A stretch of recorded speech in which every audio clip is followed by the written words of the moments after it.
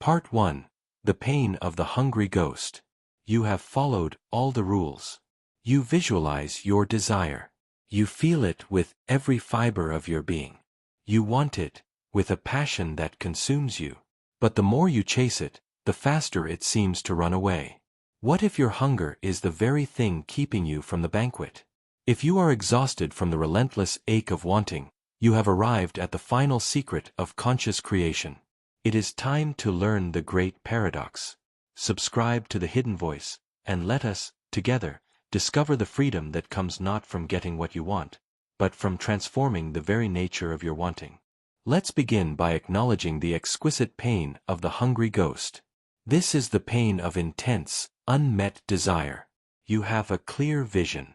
The successful business. The loving partner. The financial freedom. And you want it so much it hurts. It is the first thing you think of when you wake up, and the last thing you think of before you fall asleep.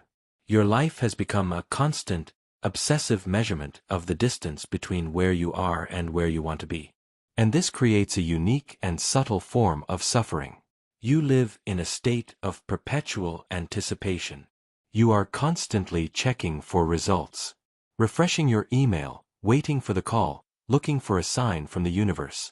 Your inner peace has become a hostage to your outer circumstances. A glimmer of hope sends you soaring. A moment of silence or a perceived setback sends you crashing down into despair. Your life is a roller coaster, and you are not in control.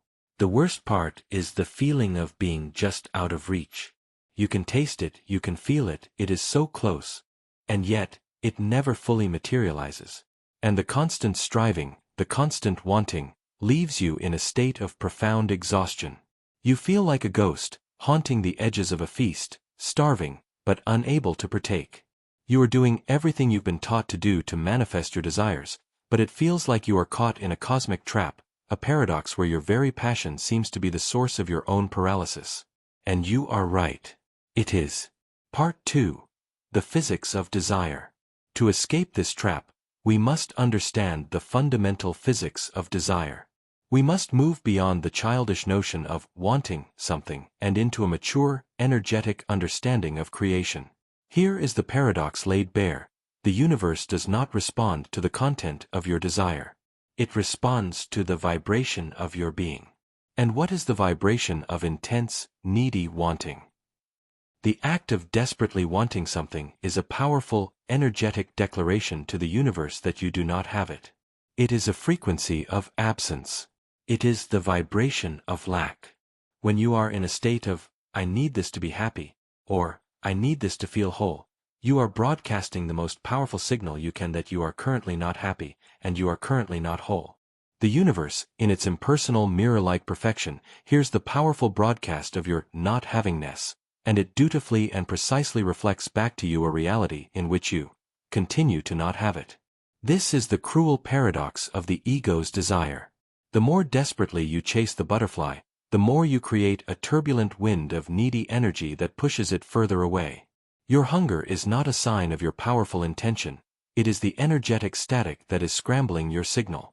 You are affirming the problem in your attempt to create the solution. This is why the strategy of just wanting it more is doomed to fail. It is like trying to put out a fire by pouring gasoline on it. The more frantic your desire, the more powerful your broadcast of lack, and the more entrenched your current reality becomes. The great masters of manifestation understood this secret. They knew that creation does not spring from a state of needy desire. It springs from a state of aligned wholeness. The key is not to want it more. The key is to shift your entire state of being from one of wanting to one of having. It is to learn how to generate the feeling, the frequency, of the reality you desire, before it has manifested. It is to stop being the hungry ghost, and to start being the quiet, confident host of the feast, who knows that the guests are already on their way. Part 3. The Somatics of Wanting versus Knowing. To break free from the prison of desire, you must learn to distinguish its energetic signature from the signature of true creative power. Your body is the ultimate laboratory for this experiment. It knows the difference, even when your mind is confused. Let's feel this now. Take a moment to get still. I want you to bring to mind something you desire, something you are currently wanting, with a great deal of emotional charge. Feel the energy of that wanting. And now, locate it in your body. Where does it live? For most, the energy of needy desire lives in the upper chest and the throat. It's a tight, clenched, and anxious feeling. A feeling of reaching, of grasping, of a hunger that is almost painful. Notice its temperature. It is often a hot, frantic, and slightly chaotic energy. The energy of impatience. Notice its texture. It is sharp, pointed, and focused on a single point in the future. It is a state of profound tension. This is the somatic signature of, I don't have it, and I need to get it. This is the frequency of lack. This is the broadcast of the hungry ghost. Now, with a long, slow exhale, let that entire state dissolve. Release the tension, the heat, the grasping. And let's tune into a completely different frequency. The frequency of knowing. I want you to imagine for this moment that you have received a divine promise. A quiet, unshakable certainty has landed in your heart that what you desire is already yours. It is a done deal. It is on its way to you, in perfect timing. Your only job is to receive it when it arrives.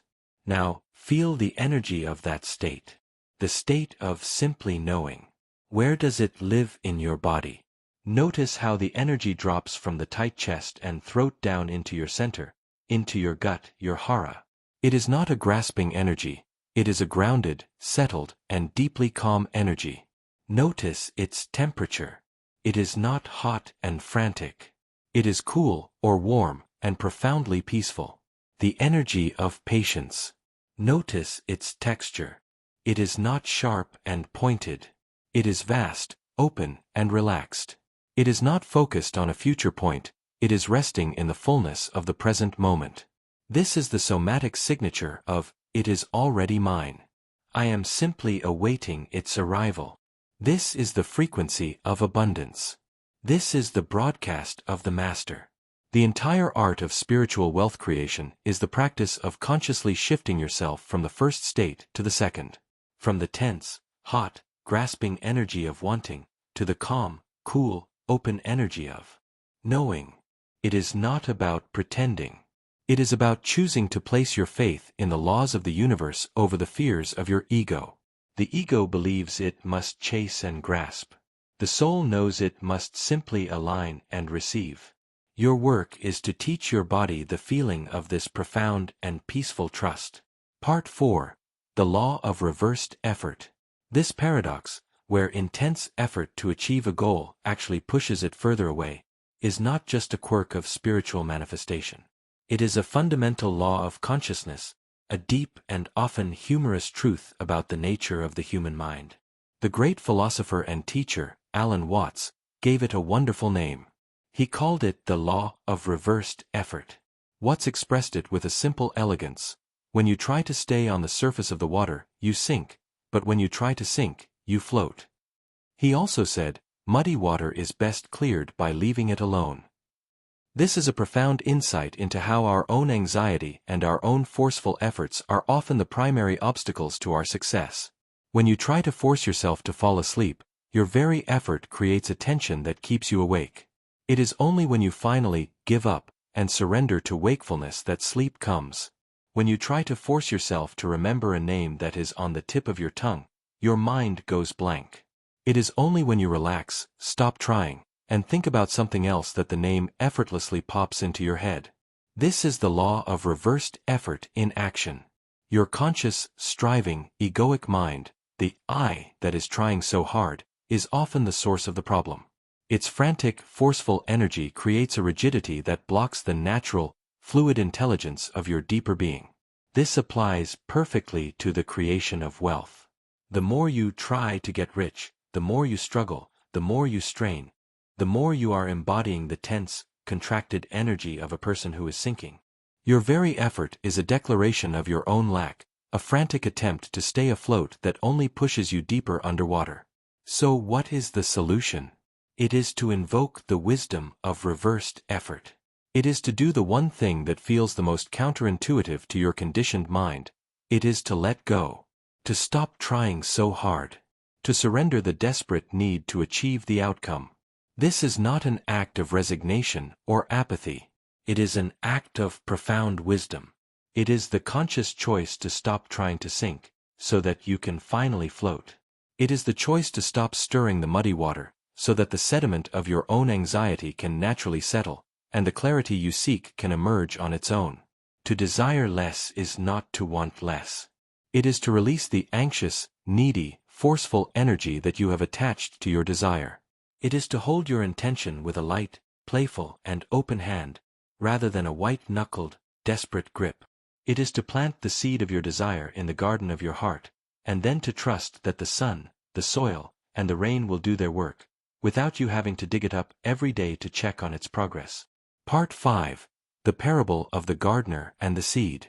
To truly anchor this profound wisdom of letting go, let us tell a simple story. The Parable of the Gardener and the Seed. Imagine a gardener who receives a single, precious, and magical seed. He is told that this seed has the potential to grow into a magnificent tree that will bear the most delicious and life-giving fruit imaginable. This seed is his great desire, his clear intention for an abundant life. The gardener takes the seed, and with great care, he prepares the soil. He finds the perfect spot, he removes the weeds, he enriches the earth. He plants the seed at just the right depth. This is the act of setting a clear intention. He has done his part perfectly. But the gardener is also a very anxious gardener. He is attached to the outcome. He desires the fruit with a deep and needy hunger. So, the next morning, he rushes out to the garden. He sees nothing. Impatient, he digs up the seed to see if anything is happening. He sees a tiny, almost imperceptible sprout beginning to form. Relieved, but still anxious, he carefully buries it again. The next day, he does the same thing. And the day after that, and the day after that. Every single day, his own desperate desire and his lack of trust compel him to dig up the seed to check on its progress. He is constantly measuring, analyzing, and worrying. He is trying to force the seed to grow with the frantic energy of his own wanting. And what is the inevitable result? The delicate, tender sprout cannot survive this constant disruption. Its fragile roots are broken again and again.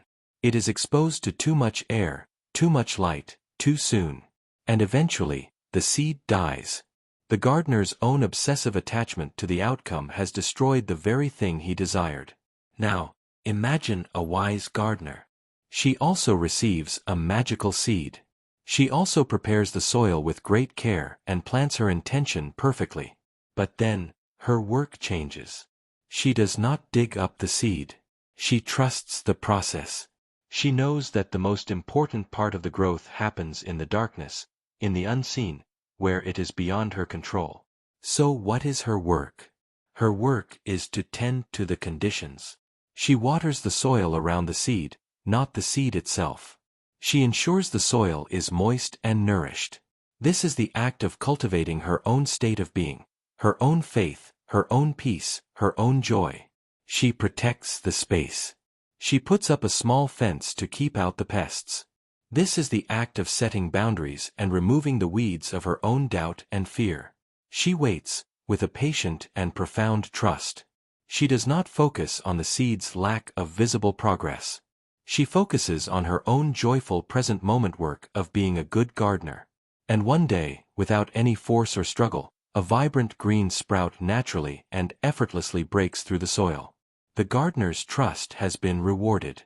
You have been the anxious gardener. Your clear intention is the seed. But you have been digging it up every day with your worry, your checking, your need to see results. You have been suffocating your own creation with the frantic energy of your desire. The paradox of spiritual wealth is the call to become the wise gardener. To plant your seed of intention once, with clarity and power, and then to let it go. To surrender the outcome to the dark, fertile, and intelligent soil of the universe. And to turn your full attention to the only thing you can control, the quality of the soil. Your own state of being. Part 6. The vow of wise detachment. Do you recognize the anxious gardener within you? The part that is constantly digging up the seeds of its own desires to see if they are growing yet? If this parable speaks to you, I invite you to make this space your sacred garden.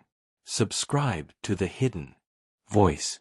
This is a community for those who are learning the art of wise cultivation, of trusting the unseen process, of becoming the kind of gardener whose harvest is inevitable. And now, we must make a conscious and powerful choice. We must make a vow to trade our anxiety for trust. We must learn the sacred art of wise detachment. This is not a vow of not caring. It is a vow to care for what truly matters, your own state of being, not the state of your desire. Find your center. Feel the quiet, fertile ground of your own presence. And from this place of calm, make this declaration. I now recognize that my needy desire and my anxious checking have been the very things disrupting my own creation. I honor the part of me that wanted it so badly, and I now choose to love it in a new, wiser way. I release the role of the anxious gardener. I release the need to control the outcome. I release my attachment to the how and the when. I now step into the role of the wise cultivator, the master of my own inner garden. Now, let this vow become your new operational mandate for manifestation. From this day forward, I will distinguish between a clear intention and a needy desire. I will set my intentions with clarity and joy, as an act of creation, and I will release my desires with trust, as an act of faith.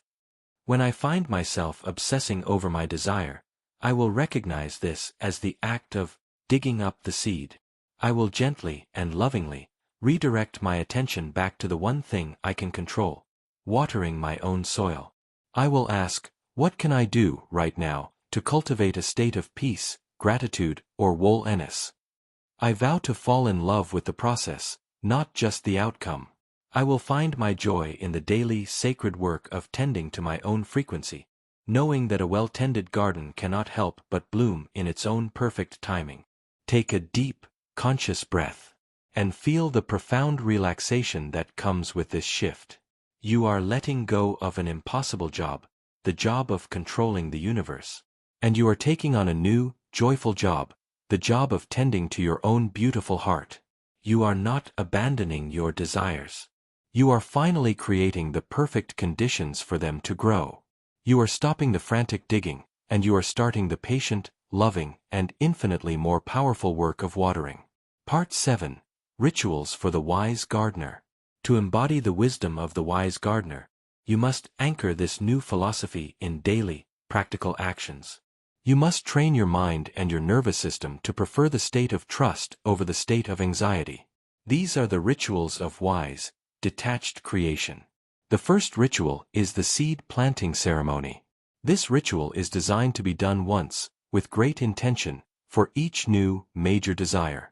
Its purpose is to satisfy the part of you that needs to do something, and then to signal to your entire being that the doing part of asking is complete. Take a piece of paper. Write down your desire, your intention, with as much clarity and positive feeling as you can. Write it in the present tense, as if it is already so. I am so happy and grateful now that I am living in a state of complete financial freedom. Then, sit with this intention. Meditate on it. Feel the feelings of it being your reality, just as we did in our 5-minute ritual. Marinate in the frequency of its fulfillment. And now, the most important part, you will release it.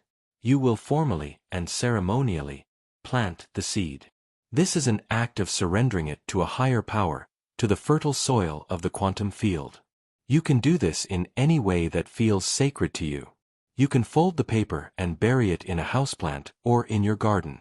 You can burn it safely, visualizing the smoke carrying your intention up to the heavens. You can tie it to a stone and release it into a river or the ocean. As you perform this physical act, you make a declaration: my work of asking is now complete. I have planted the seed. I now release it with absolute trust, and I turn my full attention to tending the garden. This ceremony creates a clear psychological demarcation. It tells the anxious part of your mind, it is done. We don't need to keep asking. Now, we trust. The second ritual is the as-if reframe. Your mind will inevitably fall back into the old habit of needy wanting. This ritual is a simple, in-the-moment tool for course correction. The moment you catch yourself thinking, "Oh, I really, really want that new client," or "I wish I had more money," you will gently and lovingly reframe the thought and the feeling. You will stop, take a breath, and consciously shift the language and the energy from one of wanting to one of, as if it were already true. You will say to yourself, "I am so grateful for the new clients that are on their way to me now." Or, "I am remembering my natural state of abundance and ease." This is not a self-deception. It is a vibrational choice. It is the conscious act of choosing the frequency of the solution over the frequency of the problem. It is you, the wise gardener, choosing to feel the feeling of the harvest, even while the seed is still underground.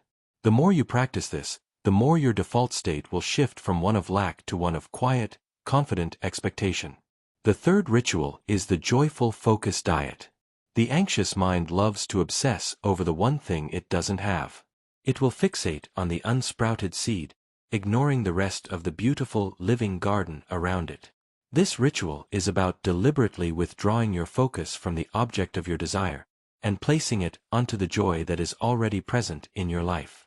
Your practice is to put yourself on a strict, focus diet. When you find your mind spinning and obsessing about your big desire, you must consciously and firmly redirect it. Say to your mind, "Thank you, but we are not going to focus on that right now. That seed is planted and it is taken care of." And then, you will immediately find something in your present moment to be grateful for. A ray of sunshine, the taste of your coffee, the purr of a cat, anything. You are training your mind like a puppy. You are teaching it that its job is not to worry about the future, but to find the joy in the now. And here is the great paradox. The more you focus on the joy that is already in your life, the more you generate the very frequency of joy that effortlessly attracts the bigger things you desire. You are watering your entire garden, which creates the perfect, nourished soil for your most precious seed to grow. Part 8. Desirelessness and Deservingness. As you practice this art of wise detachment, you begin to understand the deep, intimate connection between letting go of desire and knowing your own worth. The two are sides of the same golden coin. Needy, grasping desire is always born from a secret, underlying belief that you do not truly deserve to have what you want. Think about it. If you knew, on a cellular level, with absolute, unshakable certainty, that you were a beloved and worthy child of the universe, and that it was your birthright to be happy and abundant, would you be anxious? Would you be striving? Would you be constantly checking for results? No. You would be in a state of profound and patient peace. You would be the royal heir who knows the feast is prepared for them. There is no need to beg for the food. There is no need to worry if there will be enough. There is only a quiet, joyful anticipation. The frantic energy of your desire is the direct symptom of your deservingness wound. It is the pain of the part of you that believes it has to struggle and strive and prove itself worthy of the universe's gifts. Therefore, the rituals we have discussed, the letting go, the reframing, the focus on gratitude, are not just techniques for better manifestation. They are profound acts of healing for your deservingness wound. Every time you choose to release your anxious grip on a desire, you are making a powerful declaration to the universe and to yourself. I trust so deeply in my own worthiness that I no longer need to control this outcome.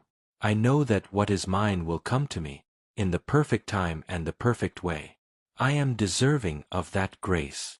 This is how you heal. You do not heal by getting what you want. You heal by letting go of the need to have it. And in that release, in that profound act of self-trust, you become a perfect energetic match for everything you have ever desired. You stop being the hungry ghost, and you become the host of the banquet. You stop being the anxious gardener, and you become the garden itself, in full and magnificent bloom. The desperate wanting dissolves, and it is replaced by a quiet, radiant, and infinitely magnetic state of simply being. Part 9. The Great Inversion. And now we arrive at the Great Inversion. The final, paradoxical truth that turns the entire model of worldly creation on its head. You have been taught, by every aspect of our culture, that your intense, burning desire is the engine of your success. That your ambition, your hunger, your relentless drive to want it more than anyone else, is your greatest asset. The final epiphany, the one that unlocks the door to a reality of grace and ease, is the realization that your intense, needy desire has not been your engine. It has been your brake. It has been the emergency brake, held firmly to the floor, while the other foot was desperately pushing the accelerator. The vibration of your needy wanting, the frequency of, "I don't have it," has been the single greatest point of resistance in your energy field. It has been the static that has cancelled out your own clear signal. It has been the turbulence that has pushed the butterfly of your desire away. It has been the frantic digging that has killed the seed. The relief, the joy, the profound liberation, comes from the realization that the way to get everything you want is to finally, truly, and completely stop wanting it so desperately. This is not a call to apathy. It is a call to a higher form of creation. It is the shift from the noisy, inefficient, and painful engine of the ego, to the silent, powerful, and joyful engine of the soul. The ego creates through desire and force. The soul creates through alignment and allowance. The entire journey, all the work you have done, has been about this one, single shift. To let go of the ego's terrified grip, and to rest in the soul's confident embrace.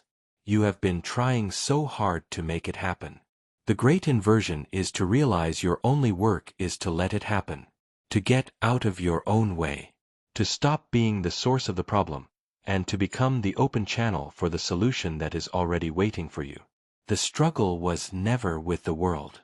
The struggle was only ever with your own resistance to the ease that is your birthright. Part 10. The Peace of the Full Cup. So we come to the end, which is a new beginning. We stand now, not as the hungry ghost, but as the wise host. Not as the anxious gardener, but as the trusting cultivator. The final state is not one of empty desirelessness. It is one of profound, overflowing fullness. The paradox is resolved in this way. When you stop needing anything from the outside world to make you feel whole, you become a perfect match for the wholeness of the universe to express itself through you, and as you. Your cup becomes so full of your own presence, your own peace, your own gratitude for the present moment, that it begins to overflow. And that overflow is what the world calls abundance. It is the new clients who are drawn to your peaceful presence. It is the creative ideas that flow effortlessly from your quiet mind. It is the synchronicities that arrange themselves around your trusting heart. You are no longer chasing wealth.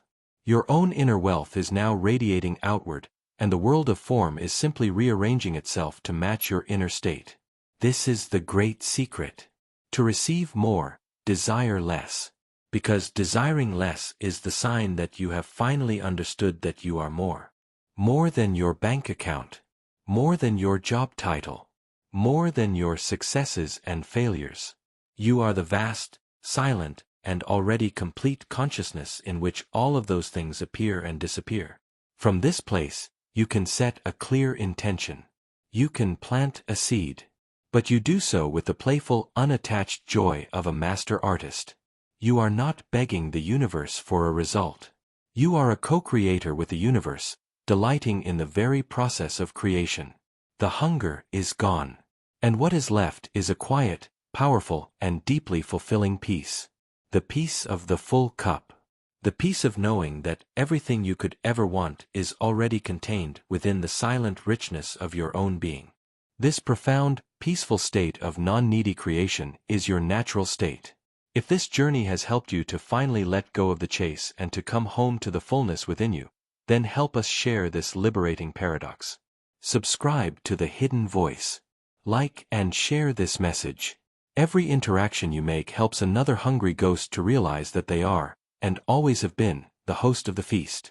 Thank you for your courage to desire less, so that you may receive all. Now go, and enjoy the profound abundance of this present moment. It is the only one you will ever need.